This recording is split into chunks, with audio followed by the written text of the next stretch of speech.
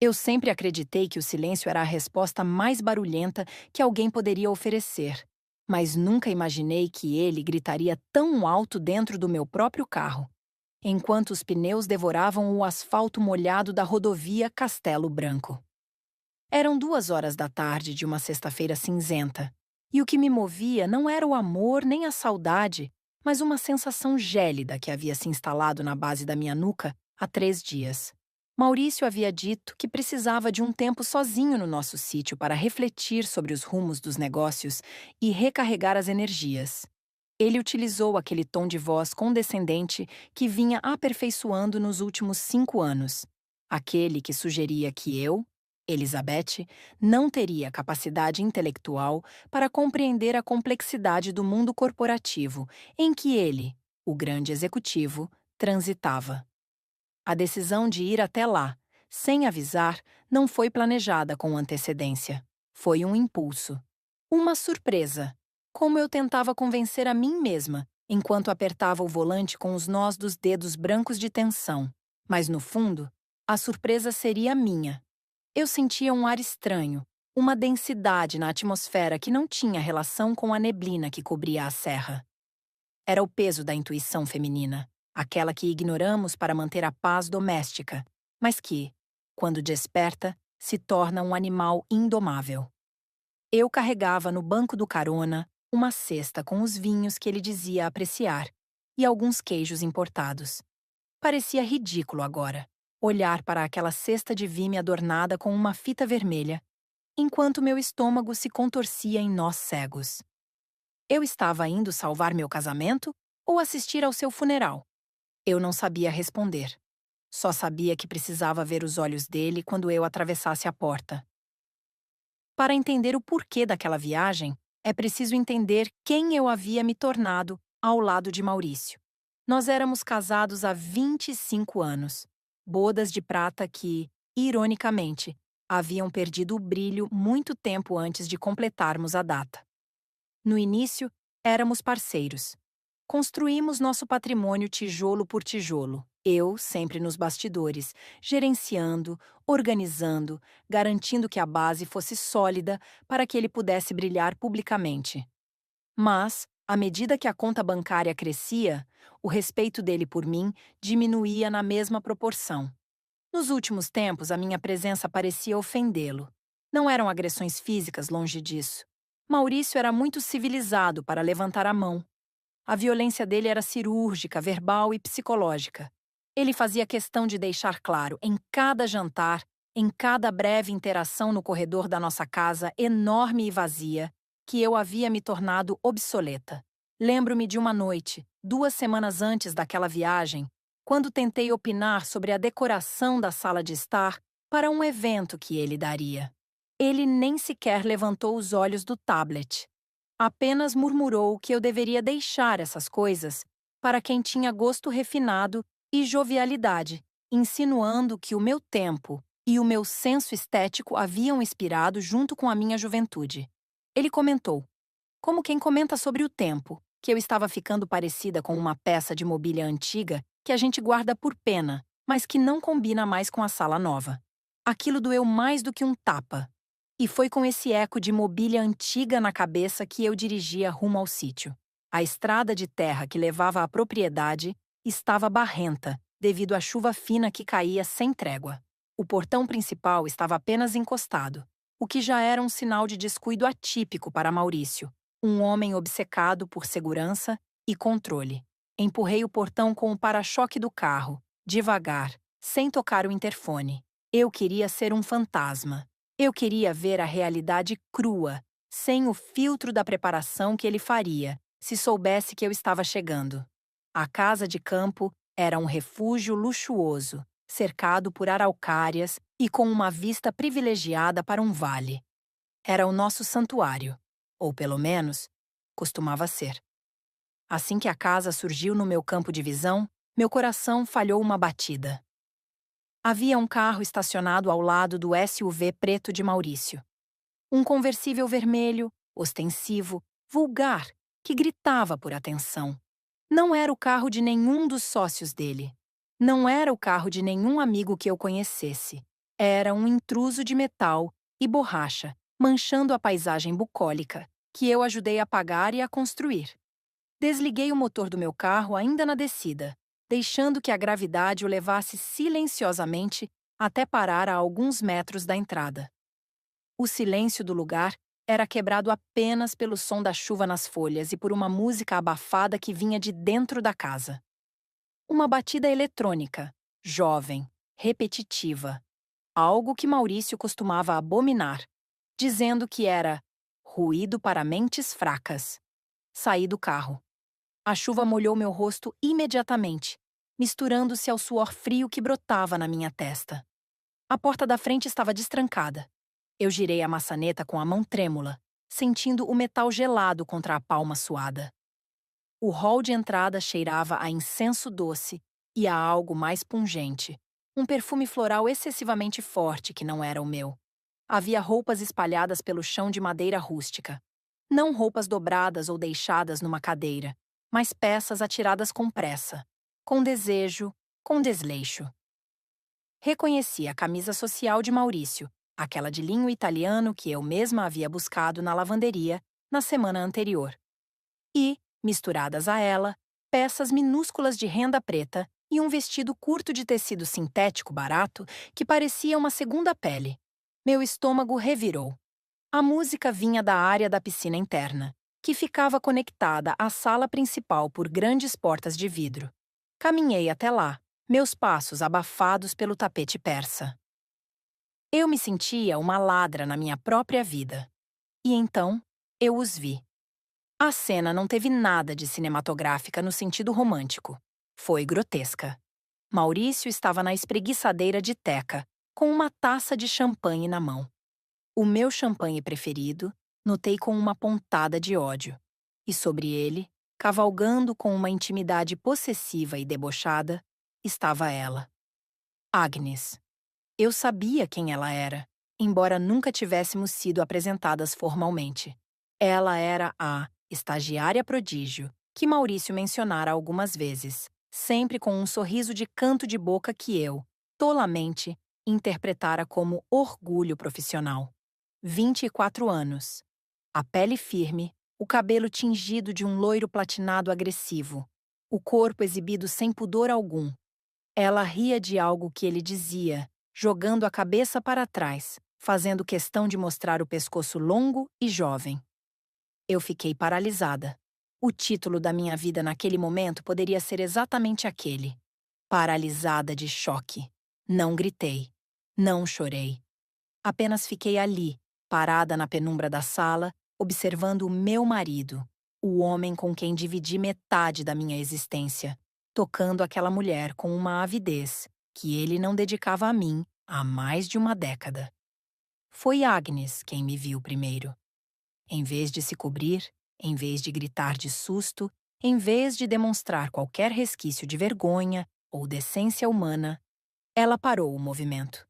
Olhou diretamente nos meus olhos e sorriu. Um sorriso lento, predatório, de quem acaba de vencer um jogo que eu nem sabia que estava jogando. Ela cutucou o ombro de Maurício e apontou para mim com o queixo, como quem aponta um inseto curioso na parede. Maurício virou a cabeça. Eu esperava o terror. Eu esperava o pedido de desculpas gaguejado, a correria para vestir as calças, a humilhação do flagrante. Mas o que recebi foi pior. Muito pior. Ele suspirou. Um suspiro longo, cansado, de pura irritação. Como se eu fosse a empregada que entrou para limpar o quarto na hora errada. Ele se ajeitou na espreguiçadeira sem pressa alguma de se cobrir e pegou um roupão que estava caído ao lado, vestindo-o com uma calma exasperante. Agnes permaneceu nua, desafiadora, caminhando até a borda da piscina e mergulhando os pés na água, de costas para mim, mas olhando-me pelo reflexo do vidro. Eu não disse que queria ficar sozinho, Elizabeth. A voz dele ecoou no ambiente úmido carregada de tédio. Você tem uma capacidade incrível de estragar os momentos de lazer. O chão parecia ter desaparecido sob meus pés. Ele não estava se desculpando, ele estava me repreendendo. Maurício. Minha voz saiu como um sussurro rouco, irreconhecível. O que é isso? Quem é essa? Ele riu, uma risada seca e sem humor. Caminhou até uma mesa de apoio, serviu-se de mais champanhe e nem sequer me ofereceu. Não se faça de tonta, Elizabeth. Você sabe muito bem o que é isso. É a vida acontecendo enquanto você fica lá naquela casa, mofando com as suas plantas e as suas séries de televisão. Essa é a Agnes. E, francamente, você deveria ter ligado antes de vir. É uma questão de etiqueta básica. Agnes, sentindo-se empoderada pela atitude dele, virou-se. Ela tinha um corpo escultural, sim, mas havia uma feiura na expressão dela que nenhuma juventude podia disfarçar. Então essa é a famosa Elizabeth? Ela perguntou para Maurício, ignorando minha presença como ser humano e tratando-me como um objeto de estudo. A voz dela era anasalada e infantilizada propositalmente. Você disse que ela era velha, amor, mas não disse que ela tinha essa cara de derrota constante. Agnes, por favor, não gastemos energia com análises, Maurício respondeu, tomando um gole da bebida. Elizabeth, já que você está aqui e já viu o que tinha que ver, pode dar meia volta e ir embora. Nós ainda temos o fim de semana todo pela frente, e eu não pretendo passá-lo ouvindo seus sermões moralistas ou vendo essa sua cara de choro. Eu tentei dar um passo à frente. Tentei invocar a dignidade de esposa, de dona daquela casa. Essa casa é minha também, Maurício. Você está me traindo na nossa casa? Na nossa cama? Minha voz tremia, mas eu tentava manter o prumo. Ele soltou uma gargalhada alta, e Agnes o acompanhou, rindo como uma hiena. Nossa casa? Ele perguntou com escárnio. Elizabeth, acorde. Tudo isso aqui foi pago com o dinheiro que eu ganho, com o suor do meu trabalho, com a inteligência que eu tenho. Você apenas existiu ao meu lado. Você foi um acessório conveniente enquanto servia. Mas agora, olhe para você. Você é um fardo, um peso morto que eu carrego por pena e por hábito. Ele tem razão, tia. Agnes interveio, usando aquele apelido odioso para ferir minha idade. Você deveria agradecer por ele ainda estar casado com você. Um homem desse nível, com esse poder, ele precisa de alguém à altura. Alguém com vitalidade, com futuro. Você é passado. E passado, a gente deixa no museu ou no lixo. Cada palavra era uma facada. Não eram apenas insultos, era a desconstrução sistemática da minha história. Eles estavam reescrevendo a minha vida ali, na minha frente, me transformando em uma nulidade. Você está sendo ridícula parada aí com essa roupa de quem vai à missa, continuou Maurício, olhando-me de cima a baixo com um desprezo palpável. Vá embora, Elizabeth. Volte para a cidade. Segunda-feira a gente conversa sobre como vai ficar a nossa situação. Mas já adianto, não espere que eu volte para casa pedindo perdão. Eu cansei de fingir que você me satisfaz. Cansei de fingir que você é interessante. Eu poderia ter voado no pescoço dele. Eu poderia ter quebrado a garrafa de champanhe na cabeça daquela menina insolente. Mas o choque físico era tão grande que meus músculos não respondiam. E mais do que isso, algo na frieza absoluta de Maurício me dizia que qualquer reação histérica minha só serviria para dar a eles mais munição, mais motivos para rirem de mim. Ele me olhava como se eu fosse um móvel velho que atrapalha a passagem. Você não ouviu? Agnes disse, tomando um gole da taça dele. O show acabou. A porta é serventia da casa. E, por favor, quando sair, feche o portão direito. O Maurício odeia quando deixam o portão batendo. Eu olhei para os dois. A imagem ficou gravada na minha retina com a força de um ferro em brasa. Maurício, o homem a quem dediquei minha juventude, minha lealdade, meus sonhos. Agnes, a encarnação do egoísmo e da vulgaridade. Eles se mereciam. Naquele momento de dor lancinante, uma clareza assustadora começou a surgir no fundo da minha mente. Eles achavam que eu era fraca. Eles achavam que eu era dependente. Eles achavam que, por eu ter ficado em silêncio todos esses anos, eu era estúpida. Tudo bem, eu disse. Minha voz saiu estranhamente calma, contrastando com o furacão dentro de mim. Eu vou. Maurício pareceu surpreso por 1 milésimo de segundo com a minha submissão rápida, mas logo o sorriso arrogante voltou. Ótimo. Pelo menos uma vez na vida você foi sensata. Ele virou as costas para mim e voltou a acariciar o braço de Agnes. Adeus, Elizabeth. Eu dei as costas. Caminhei até a saída. O corredor parecia ter quilômetros. A cada passo, eu ouvia os risinhos deles, os comentários sussurrados sobre como eu era patética, sem sal, uma coitada. Entrei no meu carro. A chuva havia apertado. Liguei o motor e, enquanto manobrava para sair, vi pelo retrovisor a luz da sala se apagar e a luz do quarto principal se acender. Eles não esperaram nem 2 minutos após a minha saída para continuar. Enquanto descia a estrada de terra, a humilhação queimava como ácido na minha pele. Eu chorava, sim. Chorava de raiva, de ódio, de nojo. Mas, no meio das lágrimas, meu cérebro começou a trabalhar. Maurício havia cometido um erro fatal. Ele subestimou a mobília antiga. Ele esqueceu que, enquanto ele brilhava nas reuniões e viajava pelo mundo, era eu quem cuidava de toda a papelada da casa. Era eu quem organizava os arquivos pessoais dele. Era eu quem tinha as senhas que ele, por preguiça e arrogância, pedia para eu memorizar, porque não tinha tempo para minúcias. Ele disse que eu era um peso morto. Ele disse que eu não tinha inteligência. Eu apertei o volante com força, sentindo a textura do couro. Eu não voltaria para casa para chorar no travesseiro. Eu voltaria para casa para começar a guerra. Eles queriam que eu desaparecesse? Pois eu faria com que eles desejassem nunca ter me conhecido. A viagem de volta foi um borrão de luzes e chuva, mas minha mente estava afiada como nunca. Cheguei em casa, a nossa casa na cidade. Já passava das 8 horas da noite. A casa estava vazia e fria, mas, pela primeira vez, aquele vazio não me oprimiu. Ele me deu espaço. Fui direto para o escritório de Maurício. Ele sempre dizia que aquele era o seu bunker, onde ninguém podia entrar sem permissão. Mas eu tinha a chave reserva. Eu sempre tive. Ele só nunca se importou em lembrar disso porque, na cabeça dele, eu jamais ousaria invadir sua privacidade. Abri a porta de carvalho maciço. O cheiro de charuto e couro envelhecido me atingiu. Acendi a luz da mesa e comecei a vasculhar. Não de forma desordenada, mas metodicamente. Eu precisava saber a extensão do desrespeito.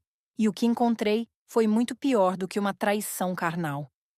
Nas gavetas trancadas, cuja chave estava escondida num livro falso na estante, um esconderijo clichê que eu conhecia há anos, encontrei extratos, documentos de transferência de bens e, o mais doloroso, trocas de mensagens impressas. Sim, Maurício era tão narcisista que guardava elogios e conversas picantes impressas como troféus. Mas não eram apenas conversas com Agnes. Havia conversas com a mãe dele, minha sogra, Dona Clotilde. Meus olhos percorreram as linhas impressas e meu sangue gelou. A data era de 3 meses atrás. Mensagem de Maurício. Mãe, a Elizabeth está insuportável. Está velha, chata. Não vejo a hora de me livrar dela. Resposta de Dona Clotilde. Tenha paciência, meu filho. Lembre-se do que conversamos. Você precisa garantir que a casa de campo e os apartamentos de investimento estejam seguros no seu nome ou em laranjas antes de pedir o divórcio. Aquela inútil não pode levar nada. Ela nunca trabalhou de verdade, não merece 1 centavo do nosso império. Faça ela assinar aqueles papéis dizendo que são para reestruturação patrimonial. Ela é burra o suficiente para acreditar. Eu larguei o papel na mesa sentindo ânsia de vômito. Minha sogra. A mulher que eu cuidei quando teve pneumonia no ano passado. A mulher para quem eu comprava presentes caros em nome do filho, porque ele sempre esquecia. Ela me chamava de inútil. Ela tramava com ele para me deixar na miséria. Burra o suficiente para acreditar. A frase ecoou na minha mente. Eu me lembrei dos papéis que ele me trouxe há 1 mês. Uma pilha de documentos que ele disse ser burocracia do banco para proteção de ativos. Ele estava com pressa. Sorriu aquele sorriso falso. Me deu uma caneta e disse: "Assine aqui, querida. É só para garantir nosso futuro." E eu, a esposa confiante, a burra, assinei. Eu corri até o cofre da casa. A combinação era a data de aniversário dele. É claro que seria. Abri a porta pesada de aço. As pastas estavam lá. Peguei os documentos que eu havia assinado. Meus olhos varreram as cláusulas jurídicas complexas. Eu não era advogada. Mas 25 anos gerindo as contas da casa me deram alguma noção. Ali estava. Renúncia de bens. Transferência de titularidade. Eu havia assinado, sem ler, a minha própria sentença de pobreza. Eu havia passado a minha parte da casa de campo, do apartamento onde estávamos e de 2 imóveis comerciais para uma holding controlada exclusivamente por ele.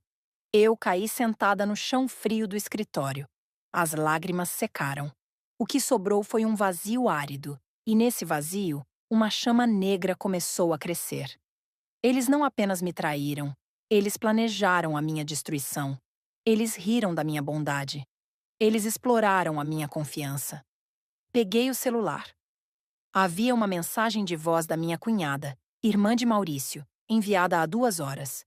Provavelmente, ela sabia que ele estava no sítio com a amante. Apertei o play. "Elizabeth, querida." A voz dela era doce, falsamente preocupada. "Só liguei para saber se você está bem. Tive um pressentimento ruim. O Maurício está viajando a trabalho, né? Coitado, trabalha tanto por vocês. Você devia valorizar mais esse homem." Eu quase ri. Era uma conspiração familiar. Todos sabiam. A mãe, a irmã, o marido, a amante. Todos riam da Elizabeth, a esposa troféu que envelheceu e perdeu a validade. Eu era a piada interna da família. Levantei-me do chão. Limpei a poeira da minha calça. Olhei para o meu reflexo no vidro da janela escura. Eu via uma mulher de 50 anos, com olheiras profundas, mas com um olhar que eu não reconhecia. Não era mais o olhar da Elizabeth submissa. Fui até a gaveta secreta dele novamente. Havia mais coisas lá. Um pendrive prateado. Conectei no computador dele. Estava protegido por senha. Tentei a data de nascimento da Agnes. 25 de abril. Acesso negado. Tentei a data de casamento dele comigo. Acesso negado. Tentei a palavra sucesso. Acesso negado. Parei para pensar. O que um homem como Maurício mais amava no mundo? Ele mesmo. Mas havia algo que ele idolatrava mais. O poder. Digitei imperador. A pasta se abriu. O que eu vi ali me fez prender a respiração. Não eram escândalos financeiros ilegais com o governo, nem roubos. Eram gravações, áudios, vídeos. Maurício tinha o hábito doentio de gravar conversas para usar contra seus parceiros de negócios, contra seus concorrentes e contra sua própria família. Abri um arquivo de áudio aleatório. Era uma conversa entre ele e a mãe dele, Dona Clotilde, datada de 1 semana atrás. Voz de Maurício. "Mãe, a Agnes quer que eu acelere o processo. Ela quer se mudar para a casa principal até o Natal." Voz de Clotilde. "Calma, filho. A gente tem que esmagar a Elizabeth devagar. Se você a expulsar agora, ela pode querer contratar um advogado.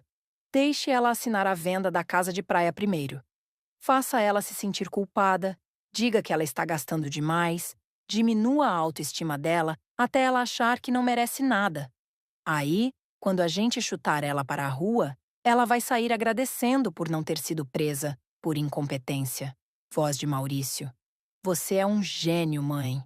Aquela velha vai sair com a roupa do corpo e olhe lá. A Agnes já está escolhendo os móveis novos." Eu fechei o notebook devagar. O som do clique ao fechar a tampa foi como o engatilhar de uma arma. Eles queriam guerra? Eles queriam me esmagar devagar? Eles queriam que eu me sentisse culpada? Pois bem, Maurício e Agnes estavam no sítio, celebrando a minha derrota, achando que eu estava em casa chorando. Dona Clotilde estava no apartamento luxuoso dela, dormindo o sono dos injustos, crente que seu plano maquiavélico estava funcionando.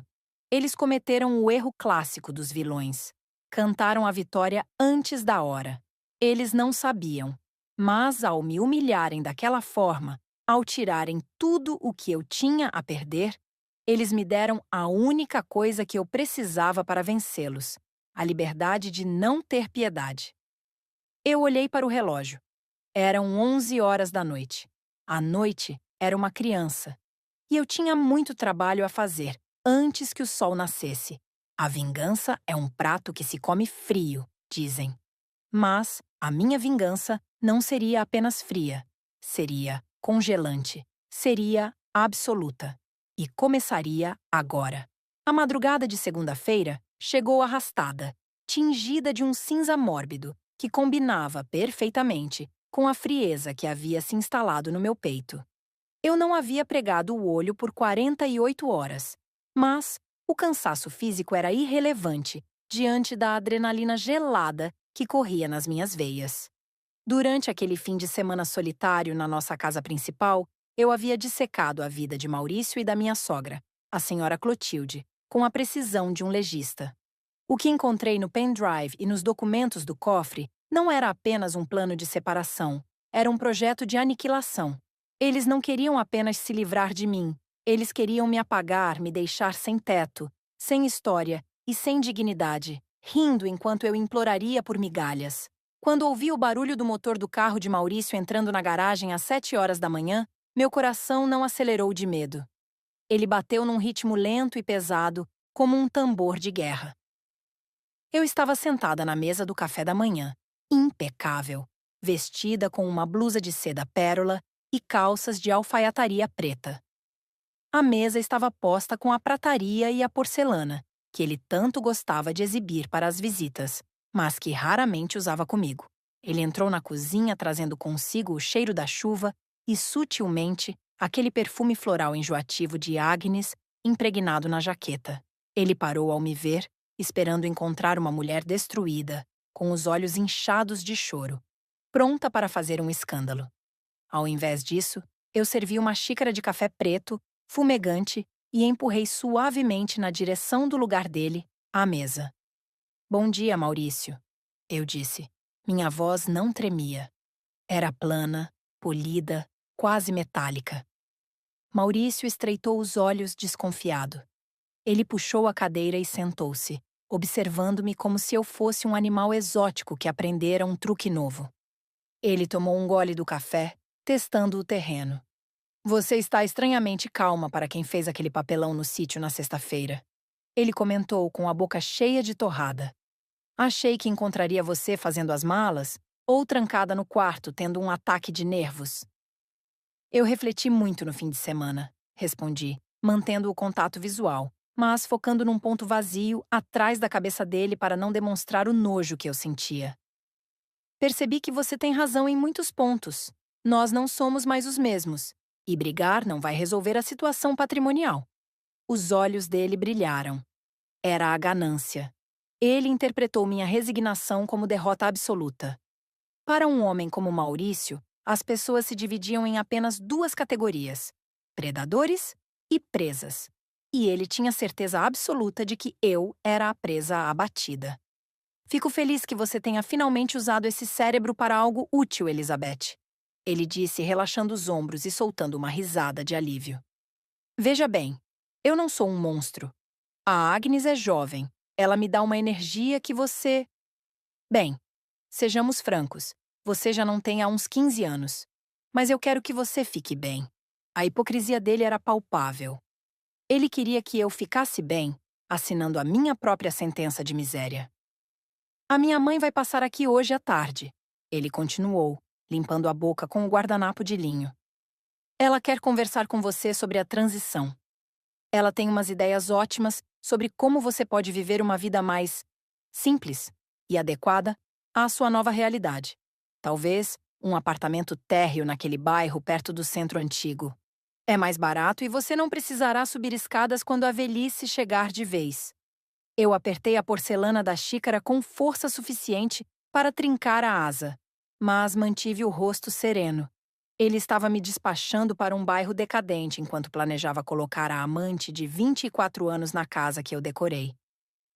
Estarei esperando a senhora Clotilde, respondi. Maurício levantou-se e deu um tapinha condescendente no meu ombro. um gesto que se dá a um cachorro obediente, e saiu para o escritório. Antes de cruzar a porta, ele se virou e disse: Ah, e Elizabeth? A Agnes esqueceu um carregador de celular no carro. Ela vai passar aqui mais tarde para pegar. Trate-a bem. Ela será a nova senhora desta casa em breve, e seria bom vocês começarem a ter uma relação civilizada. Afinal, ela é muito generosa. Pode até deixar você levar algumas das roupas velhas que ela não vai querer manter nos armários. Eu senti o gosto de Billy na boca. Ele queria que eu recebesse a amante dele na minha casa e aceitasse suas doações, de roupas que eram minhas. Pode deixar, Maurício. Eu vou recebê-la como ela merece. Às 3 horas da tarde, a campainha tocou. Não era Agnes ainda, mas a senhora Clotilde. Minha sogra entrou na casa com a imponência de uma rainha visitando seus súditos, apoiada em sua bengala de madeira nobre, que ela usava mais para apontar e cutucar do que para se apoiar. Ela tinha 75 anos, mas seus olhos eram vivos e maldosos. Eu a recebi na sala de estar. Ela nem sequer me cumprimentou. Passou os olhos pelos móveis, criticando o pó inexistente sobre o aparador. Elizabeth, Elizabeth, ela começou, sentando-se na poltrona principal sem ser convidada. O Maurício me disse que você finalmente aceitou a realidade. Já era tempo. Eu sempre disse ao meu filho que ele precisava de uma mulher que o impulsionasse, não de uma âncora. Eu permaneci de pé, as mãos cruzadas na frente do corpo. O que a senhora veio fazer aqui, dona Clotilde? Perguntei, dispensando as formalidades de minha querida sogra. Ela sorriu, um esgar que mostrava dentes perfeitos demais para serem naturais. Vim garantir que você não vai dificultar as coisas, minha filha. O Maurício é muito coração mole. Ele poderia, num momento de fraqueza, deixar você ficar com algum bem que pertence à família de direito. Eu vim certificar que você entenda a sua posição. Ela abriu a bolsa de couro de crocodilo e tirou um envelope pardo. Aqui está uma lista de móveis que a Agnes gostaria de manter. O piano, obviamente, porque fica lindo na sala, mesmo que aquela menina não saiba tocar um dó-ré, mi. Os tapetes persas também, e as obras de arte. O resto, aquelas suas coleções de livros velhos, aquelas porcelanas que você herdou da sua avó, isso você pode levar, ou queimar. Tanto faz. Só não quero entulho aqui quando a Agnes se mudar no mês que vem. Ela falava da minha casa como se eu já estivesse morta e enterrada. A Agnes parece ter um gosto muito exigente para quem tem apenas 24 anos e nunca conquistou nada sozinha, comentei, sondando. A senhora Clotilde bateu a bengala no chão, irritada. Não ouse falar dela. A Agnes é o futuro. Ela vai dar ao Maurício o prestígio social que você nunca conseguiu dar. Você sempre foi muito apagada, Elizabeth. Sem sal. Uma boa dona de casa, talvez, mas péssima para a imagem de um executivo. A Agnes tem brilho. E você? Você tem rugas e ressentimento. Ela se levantou com dificuldade e caminhou até mim, parando a centímetros do meu rosto. O cheiro dela era de naftalina e perfume caro. Assine o divórcio amigável. Pegue a pensão miserável que o advogado vai oferecer e suma. Se você tentar brigar na justiça, nós vamos destruir a pouca reputação que você tem. O Maurício tem gravações, sabe? De momentos instáveis seus. Podemos alegar insanidade. Quem você acha que o juiz vai ouvir? Um empresário de sucesso ou uma mulher de meia-idade histérica e abandonada? A ameaça era clara. Eles montariam um circo para me fazer passar por louca. O sangue pulsou nas minhas têmporas, mas a revelação do pendrive na noite anterior me deu a frieza necessária. Eu sabia exatamente onde o dinheiro deles estava. E sabia que, legalmente, eles haviam deixado uma porta aberta. Uma porta que só a apagada e inútil da Elizabeth tinha a chave. Eu entendi o recado, dona Clotilde. Não vou criar problemas. Quero resolver isso o mais rápido possível. Ela sorriu vitoriosa. Ótimo. Sabia que no fundo você ainda tinha um pingo de sensatez. Assim que Clotilde saiu, deixando seu rastro de veneno, a campainha tocou novamente. Dessa vez, a silhueta no vidro fosco da porta era inconfundível. Abri a porta. Agnes estava lá. Ela usava um conjunto de ginástica justo, de uma cor neon vibrante, e mascava chiclete com a boca aberta. Ela não parecia nem um pouco constrangida de estar na porta da mulher cujo marido ela roubava. Pelo contrário, ela exalava a arrogância da juventude, que acredita ser invencível. "Oi, tia", ela disse entrando sem pedir licença e passando por mim como se eu fosse a porteira. "O Maurício disse que meu carregador ficou no carro dele, mas a chave tá aí com você, né?" "A chave está no aparador", apontei. Ela pegou a chave e girou no dedo, olhando ao redor da sala com uma expressão de crítico de arte barato. "Nossa, essa sala é muito escura. O Maurício tem razão, parece um mausoléu. Quando eu vier pra cá, a primeira coisa que vou fazer é mandar pintar tudo de branco e tirar essas cortinas pesadas. Coisa de gente velha, credo." Eu observei a ousadia dela. Ela estava dentro da minha casa, planejando a redecoração, insultando meu gosto e esperando que eu aceitasse calada. "Você acha que o Maurício vai ser fiel a você, Agnes?" Perguntei genuinamente curiosa sobre o nível de delírio dela. Ela parou e me olhou com pena. "Ai, Elizabeth, supera. O problema não é fidelidade. O problema é que você deixou de ser interessante. Comigo é diferente. Eu sou parceira dele. A gente tem química. E outra, eu sei segurar um homem. Coisa que você, pelo visto, desaprendeu. Ou nunca soube." Ela se aproximou de mim e tocou meu braço com uma falsa simpatia, que me deu vontade de arrancar a pele. "Não fica triste, não. O Maurício disse que vai te dar uma mesada para você não passar fome. Ele é muito bom, sabe?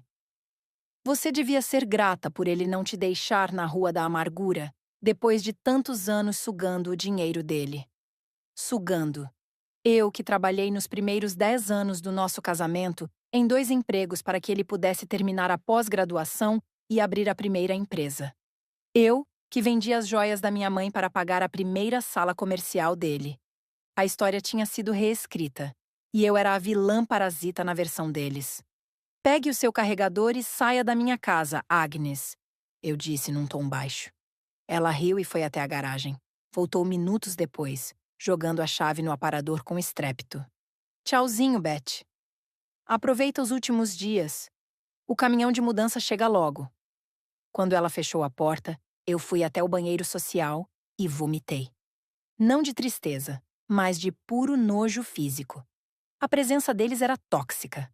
Mas aquela conversa confirmou tudo. Eles não tinham respeito, não tinham medo e, o mais importante, não tinham nenhuma suspeita de que eu poderia revidar. Na terça-feira, eu fiz o impensável. Eu agi como a esposa perfeita. Maurício chegou em casa à noite e encontrou o jantar servido. Eu havia preparado o prato favorito dele, risoto de fungo. Ele comeu desconfiado no início, mas depois relaxou. A arrogância dele era tanta que ele começou a falar sobre os planos para o aniversário de 50 anos dele, que seria no próximo sábado. "Vou fazer uma festa grande no sítio, Elizabeth", ele anunciou, servindo-se de vinho. "E eu quero que você vá." Eu parei com o garfo no meio do caminho. "Você quer que eu vá à festa onde você provavelmente vai assumir a Agnes publicamente?" "Exatamente", ele disse sem nenhum pingo de vergonha. "Quero mostrar para a sociedade que somos pessoas evoluídas, que o nosso divórcio será civilizado. A sua presença vai legitimar a Agnes. Se você estiver lá, sorrindo e aceitando, ninguém vai poder fofocar. Vai ser a passagem de bastão oficial." Eu olhei para ele e vi o abismo moral em que aquele homem havia caído. Ele queria usar a minha humilhação final como um escudo para a reputação dele. Ele queria que eu abençoasse a minha substituta na frente de todos os nossos amigos e sócios. "E se eu recusar?" perguntei. Ele limpou a boca e seu olhar endureceu. "Se você recusar, Elizabeth, eu corto seus cartões de crédito amanhã de manhã. E aquele apartamento simples que minha mãe sugeriu? Esqueça. Vou fazer questão de lutar por cada centavo e deixar você morando de favor na casa de algum parente distante. É uma troca. Você me dá a sua dignidade por uma noite e eu te dou um resto de vida confortável. Era uma chantagem explícita. Ele estava me encurralando.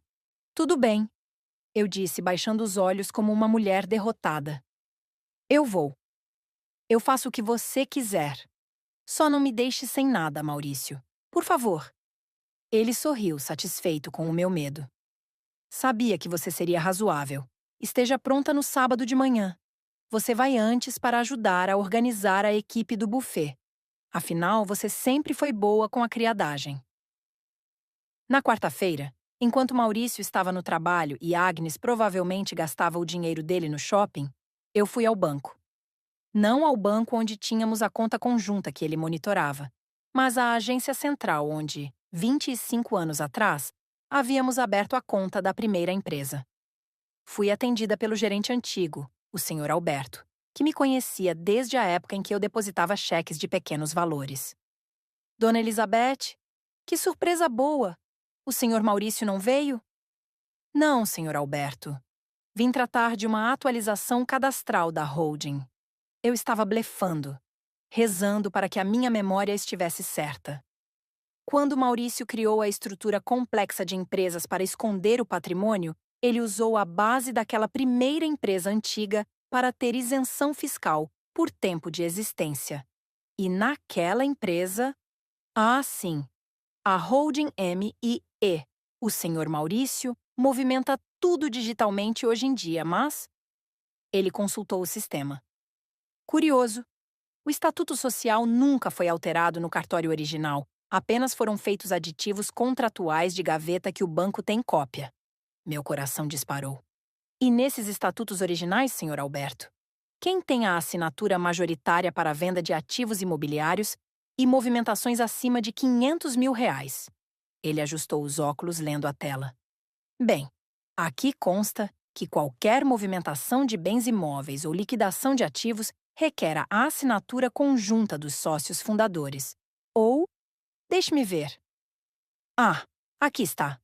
Existe uma cláusula de sócio administrador vitalício, com poder de veto. Está em nome de Elizabeth S. Eu segurei o grito que queria sair da minha garganta. Maurício, na sua arrogância e preguiça, havia criado um império em cima de uma fundação que ainda levava o meu nome como pilar central. Ele fez dezenas de contratos novos, criou empresas subsidiárias, transferiu o dinheiro de um lado para o outro. Mas a chave mestre, a empresa que detinha a posse real das escrituras da casa de campo, do apartamento e dos investimentos pesados, ainda operava sob o contrato social de 1999. Ele achava que, por ter me feito assinar papéis de renúncia de gestão anos atrás, estava seguro. Mas aqueles papéis eram internos. Para o banco e para o registro de imóveis, a regra antiga valia se não houvesse uma revogação pública específica, que ele nunca fez porque achava que eu era burra demais para entender de burocracia. Mais do que isso, eu tinha uma procuração pública de plenos poderes que ele assinou em 2010, quando foi fazer uma cirurgia cardíaca e teve medo de morrer. Ele nunca revogou. Eu chequei no cartório naquela mesma tarde. A procuração estava ativa. Eu tinha o poder de vender tudo. Eu tinha o poder de doar tudo. Eu tinha o poder de transferir tudo para o meu nome. Eles achavam que eu estava organizando a festa deles. Eles achavam que eu estava derrotada. Mal sabiam eles que eu passaria os próximos 2 dias não escolhendo guardanapos, mas sim transferindo o império deles para um lugar onde eles jamais tocariam. Sexta-feira à noite. Véspera da festa. Maurício decidiu fazer um pré-evento íntimo em casa. Ele, Agnes, a senhora Clotilde e 2 casais de amigos dele, daqueles que bajulam quem tem dinheiro. Eu fui obrigada a servir, literalmente.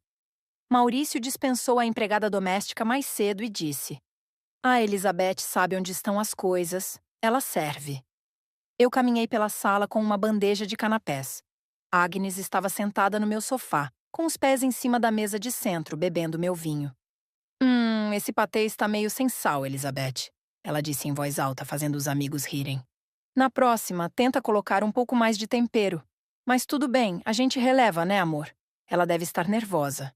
Maurício riu, passando o braço pelos ombros dela. A Elizabeth perdeu a mão para a cozinha faz tempo, mas serve bem para abrir garrafas. Elizabeth, traga mais uma safra daquele bordô que eu guardo no fundo da adega. Eu fui até a adega. Peguei a garrafa. A garrafa que custava R$ 5.000. Voltei para a sala. Enquanto eu servia a taça da senhora Clotilde, ela segurou meu pulso com força, cravando as unhas. Veja se não derruba sua desajeitada. Esse tapete vale mais que a sua vida inteira agora. Os convidados riram. Eram risadas cruéis, de quem se diverte com o sofrimento alheio porque se sente seguro no topo da cadeia alimentar. Maurício levantou um brinde. Aos novos começos, ele gritou. E a deixar o peso morto para trás. Aos novos começos. Todos repetiram, brindando com Agnes. Eu permaneci parada no canto da sala, segurando a bandeja vazia contra o peito, como uma estátua da servidão. Eles nem olhavam mais para mim. Eu era invisível. Eu era a mobília. Mas enquanto eles bebiam e celebravam a minha destruição, eu sentia o peso do celular no meu bolso. Nele estavam as notificações dos bancos, as transferências que eu havia agendado para a meia-noite daquele dia, as escrituras que eu havia assinado digitalmente com a procuração naquela tarde. Eles estavam brindando na casa que, tecnicamente, já não pertencia mais a eles. Eles estavam bebendo o vinho que foi pago com um cartão que seria bloqueado em 3 horas. Eles estavam planejando uma festa num sítio que, na manhã seguinte, teria um novo dono. Eu olhei para Agnes, rindo alto e derramando vinho no sofá. Olhei para Maurício, inchado de soberba. Olhei para Clotilde, a matriarca do mal. Aproveitem, pensei. Aproveitem cada segundo desta noite. Porque amanhã, quando o sol nascer no dia do aniversário do Maurício, vocês não terão nem onde cair mortos. Maurício olhou para mim do outro lado da sala e gritou. O que você está fazendo parada aí com essa cara de enterro, Elizabeth? Vá para a cozinha lavar a louça. Ninguém quer ver a sua cara azeda aqui. Sim, Maurício, eu respondi com uma obediência doce. Eu já vou. Só estava admirando a cena. Dei as costas e caminhei para a cozinha. Enquanto a água caía sobre os pratos sujos, eu sorri pela primeira vez em uma semana. Não um sorriso de alegria, mas o sorriso do carrasco que acaba de afiar a lâmina. A festa de amanhã seria inesquecível. Eu daria a Maurício o presente que ele merecia: o nada absoluto. O sábado amanheceu com um céu de um azul insultante, límpido e brilhante, como se a natureza estivesse conspirando para tornar a festa de 50 anos de Maurício um evento memorável. E seria. Ah, como seria! Eu acordei cedo na casa de hóspedes, onde fui obrigada a dormir porque Agnes já havia ocupado a suíte principal com suas malas e seus cremes. Levantei-me com uma disposição que eu não sentia há décadas. Não era alegria, era a frieza cirúrgica de um carrasco afiando o machado. Escolhi meu vestido com cuidado. Não o bege discreto que Maurício esperava, nem o cinza de velha senhora, que Dona Clotilde sugeriu. Vesti um macacão de seda vermelho sangue, cortado sob medida, que eu havia comprado escondido há meses e nunca tivera coragem de usar. Coloquei os brincos de rubi que eram da minha avó. Os únicos que não vendi para financiar os sonhos do meu marido no passado. Quando me olhei no espelho, não vi a Elizabeth submissa. Vi a proprietária de tudo aquilo. A festa começou ao meio-dia. O gramado do sítio estava tomado por tendas brancas, garçons servindo champanhe francês e uma banda de jazz tocando suavemente. A elite da sociedade estava lá. Sócios, concorrentes, amigos de clube, todos com seus sorrisos falsos e taças de cristal. Eu caminhei pelo jardim e vi como Maurício e Agnes reinavam. Ele, num terno de linho claro, parecia um imperador romano. Ela, num vestido dourado vulgar e excessivamente decotado para o horário, Agarrava o braço dele como um troféu, rindo alto demais, gesticulando demais. Dona Clotilde estava sentada numa espécie de trono de vime, recebendo cumprimentos como se fosse a rainha-mãe. Eu me aproximei do grupo principal. Assim que me viram, o silêncio foi constrangedor. Agnes me olhou de cima a baixo e soltou uma risada anasalada. Nossa, Betty! Vermelho? Ela falou alto para que a roda de amigos ouvisse. Corajosa. Dizem que vermelho nessa idade realça as rugas. Mas valeu a tentativa de chamar atenção. Os amigos de Maurício riram discretamente. Ele me olhou com desaprovação. Elizabeth, eu disse para você ser discreta. Você parece uma mancha de sangue no meu evento perfeito. Mas já que está aqui, vá verificar se o buffet está repondo os canapés de salmão.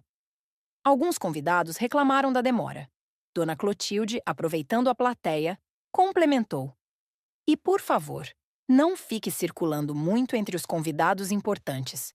Ninguém quer ouvir suas histórias domésticas entediantes. Fique nos bastidores, que é o seu lugar. Eu engoli a seco, sentindo o gosto metálico da raiva. Mas forcei um sorriso. Claro, Maurício. Vou verificar tudo. Quero que tudo esteja perfeito para o grande momento. Afastei-me, mas não fui para a cozinha. Fui até o portão principal, onde discretamente instruí o chefe da segurança, que eu havia substituído naquela manhã por uma equipe privada minha, alegando reforço para o evento, sem que Maurício percebesse na correria. A permitir a entrada de 2 veículos específicos dali a 30 minutos. Às 2 horas da tarde chegou o momento do discurso. Maurício subiu num pequeno palco montado perto da piscina. Ele pegou o microfone, o rosto corado pelo álcool e pela vaidade. Amigos, obrigado por virem. A voz dele ecoou pelos alto-falantes. 50 anos, meio século de conquistas, de lutas e de vitórias. Eu construí um império do nada. Eu sou um homem que se fez sozinho. Houve aplausos. Ele fez um gesto para Agnes subir. E nesta nova fase, a vida me presenteou com a juventude, com a beleza, com a Agnes. Ela é a minha inspiração para os próximos 50 anos. A Agnes subiu, beijou-o na boca de forma cinematográfica e pegou o microfone. O Maurício é o amor da minha vida. E eu só tenho a agradecer por ele ter tido a coragem de buscar a felicidade de verdade, deixando para trás o que não servia mais. Houve um murmúrio na plateia. Todos sabiam de quem ela falava. Maurício, sentindo-se magnânimo, decidiu me dar o golpe final. Elizabeth, onde está você? Venha cá. Eu saí da sombra de uma árvore e caminhei até o palco. O silêncio era absoluto. Subi os degraus devagar, o vermelho da minha roupa contrastando com o branco e dourado do casal. Elizabeth foi minha companheira por muitos anos, disse Maurício, com um tom condescendente de quem fala de um animal de estimação falecido. E hoje, num gesto de maturidade, ela está aqui para nos abençoar. Não é, querida? Diga algumas palavras para os nossos convidados sobre como é importante saber a hora de sair de cena. Ele me estendeu o microfone, esperando que eu balbuciasse algo patético e choroso. Eu peguei o microfone, olhei para a multidão, olhei para Agnes, que sorria com escárnio, olhei para Clotilde, que me fuzilava com os olhos, e olhei para Maurício, o homem que me chamou de peso morto. Clímax, a grande revelação. Boa tarde a todos. Minha voz saiu firme, amplificada pelas caixas de som. O Maurício pediu para eu falar sobre sair de cena. E ele tem razão. É muito importante saber a hora exata em que um ciclo termina. Virei-me para ele. Você disse que construiu tudo sozinho, Maurício. Mas você esqueceu um detalhe. A fundação. Você esqueceu que a holding M&E, que controla todos os seus bens, foi fundada com o meu capital e com uma cláusula de administração vitalícia em meu nome. Você esqueceu que a procuração que me deu em 2010, quando teve medo de morrer na mesa de cirurgia, me dava plenos poderes para vender, transferir e alienar qualquer bem em seu nome. O sorriso de Maurício vacilou. Do que você está falando, Elizabeth? Ficou louca? Devolva o microfone. Eu recuei um passo, mantendo o microfone firme. Não, eu não fiquei louca. Eu fiquei lúcida. Ontem, utilizando os meus poderes legais e a minha assinatura como sócia administradora majoritária, eu tomei algumas decisões executivas. Tirei um envelope pardo de dentro da minha bolsa de mão. Esta casa de campo onde estamos agora? Ela não pertence mais à holding. Ela foi vendida ontem à tarde para um grupo de investidores hoteleiros. O contrato exige a desocupação imediata da propriedade. Um burburinho começou na plateia. Maurício ficou pálido. Você está mentindo. Isso é impossível. Segurança. Tirem essa mulher daqui. Eu sorri. Os seguranças trabalham para mim agora, Maurício. Eu paguei o bônus deles adiantado hoje de manhã. Mas não terminei. O apartamento da cidade? Vendido. Os carros de luxo? Transferidos como parte de pagamento de dívidas fiscais que eu descobri que a empresa tinha. As contas bancárias? Bem, eu as esvaziei para pagar as rescisões contratuais e transferi o restante para uma conta offshore blindada, referente à minha parte na sociedade e aos juros de 25 anos de trabalho não remunerado. A Agnes tentou avançar para cima de mim, mas 2 seguranças a bloquearam. Sua velha maldita! Isso é roubo! Ela gritou, a máscara de sofisticação caindo instantaneamente. Não é roubo, querida, respondi calmamente. É gestão de ativos, tudo feito dentro da lei, com firmas reconhecidas em cartório. Vocês acharam que eu era a mobília velha? Pois bem, a mobília caiu em cima de vocês. Nesse momento, o som de motores pesados invadiu o ambiente. 2 caminhões guincho entraram pelo portão principal, passando no meio dos convidados atônitos. O que é isso? Gritou Dona Clotilde, levantando-se do seu trono. Ah, os transportadores, expliquei. Como a casa foi vendida de porteira fechada, os móveis ficam. Mas os veículos pessoais não estavam no contrato. Infelizmente, como o Maurício não tem mais garagem nem residência fixa, mandei recolhê-los para o pátio judicial, até que ele possa provar solvência para mantê-los. O que, sem dinheiro nas contas, vai ser difícil. Os guinchos manobraram e começaram a prender o Porsche de Maurício e o conversível vermelho de Agnes. O caos se instalou. Os amigos começaram a se afastar, pegando suas bolsas e saindo de fininho, sem querer se associar à falência iminente. Maurício tremia, o suor escorrendo pela testa, desmanchando a maquiagem que ele usava para parecer mais jovem. Elizabeth. Ele tentou mudar o tom, a voz embargada. Vamos conversar. Você não pode fazer isso. Nós somos uma família. A minha mãe está aqui. Sua mãe? Apontei para Clotilde. A mulher que me chamou de inútil e tramou para me deixar na rua? Ela também tem uma surpresa. O apartamento onde ela mora está no nome da holding. E adivinhem? Também foi vendido. A ordem de despejo chega na segunda-feira. Sugiro que ela comece a empacotar as porcelanas hoje mesmo. Dona Clotilde levou a mão ao peito, fingindo um desmaio teatral. Ninguém a amparou, exceto um garçom que estava preocupado que ela caísse sobre a mesa de bebidas. Isso é cruel, gritou Maurício. Eu sou seu marido. Ex-marido, corrigi. E você foi cruel quando me traiu na minha cama. Você foi cruel quando planejou me deixar na miséria. Eu só estou devolvendo a gentileza. Olho por olho, dente por dente e centavo por centavo. Fiz um sinal para o chefe da segurança. Por favor, acompanhem os senhores Maurício, Agnes e a senhora Clotilde até a saída. Eles estão invadindo uma propriedade privada que não lhes pertence mais. Você não pode nos expulsar da nossa própria festa, berrou Agnes, puxando os cabelos platinados. Ah, a festa acabou, declarei, largando o microfone no chão. O som da microfonia foi o ponto final estridente. Meia hora depois, a cena no portão do sítio era patética. Começara a chover novamente, uma chuva fina e gelada. Maurício, Agnes e Clotilde estavam do lado de fora, na estrada de terra, sem carros, sem abrigo, cercados pelas malas que os seguranças haviam jogado de qualquer jeito na lama. Eu saí dirigindo o meu carro, o único veículo que eu mantive, devagar.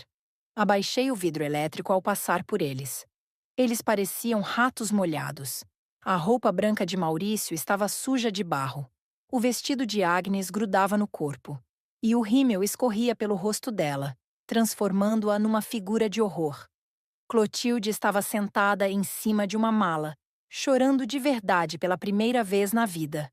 Maurício correu até a janela do meu carro, segurando a lataria. Betty, pelo amor de Deus! Ele implorou, os dentes batendo de frio. Para onde a gente vai? Meus cartões não passam. Você bloqueou tudo. Não temos como chamar um táxi, não temos para onde ir. Eu o olhei nos olhos. Vi o medo, o desespero, a total falta de dignidade. Aquele homem arrogante, que se achava um deus, agora era um mendigo de terno. Lembra do que você me disse? Perguntei suavemente. Que eu deveria procurar aquele bairro perto do centro antigo? Ouvi dizer que lá tem um albergue municipal muito bom. Aceita pessoas em situação de vulnerabilidade. Elizabeth, eu te amo. Foi um erro. A Agnes não significa nada. Ele gritou tentando se vender. Agnes, ouvindo isso, partiu para cima dele, batendo no peito dele com os punhos fechados. Seu velho mentiroso, você disse que era rico. Você disse que eu teria tudo. Eu não vou ficar na rua com você. Cale a boca, sua interesseira! Gritou Clotilde, batendo com a bengala na perna de Agnes. Era um espetáculo grotesco. Eles estavam se devorando, exatamente como eu previ. Tenham uma boa tarde, eu disse. E Maurício?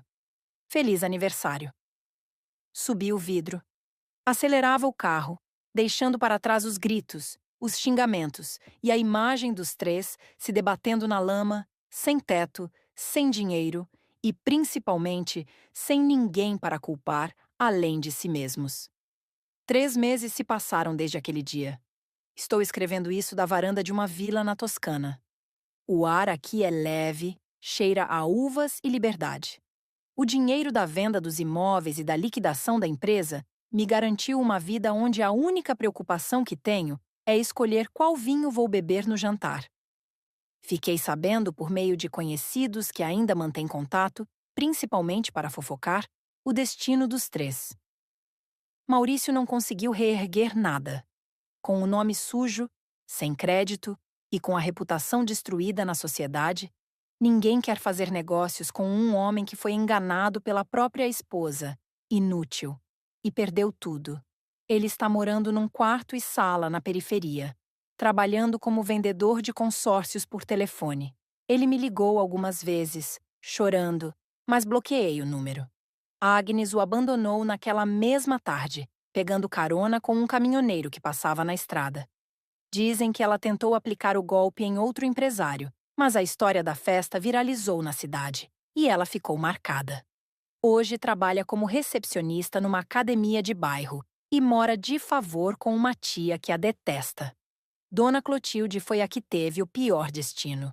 Sem o apartamento de luxo e sem a mesada do filho, teve que vender as joias e as roupas de grife por uma ninharia para pagar um asilo de terceira categoria, onde divide o quarto com outras 3 senhoras e reclama o dia todo que a comida é sem sal, sem que ninguém lhe dê ouvidos. Eles queriam me apagar. Eles queriam que eu fosse invisível, mas eles esqueceram que é no escuro que a gente vê melhor as coisas. Eu não apenas sobrevivi, eu renasci. E a maior vingança não foi deixá-los na miséria, embora isso tenha sido delicioso. A maior vingança foi provar para mim mesma que eu nunca fui a mobília. Eu sempre fui a dona da casa.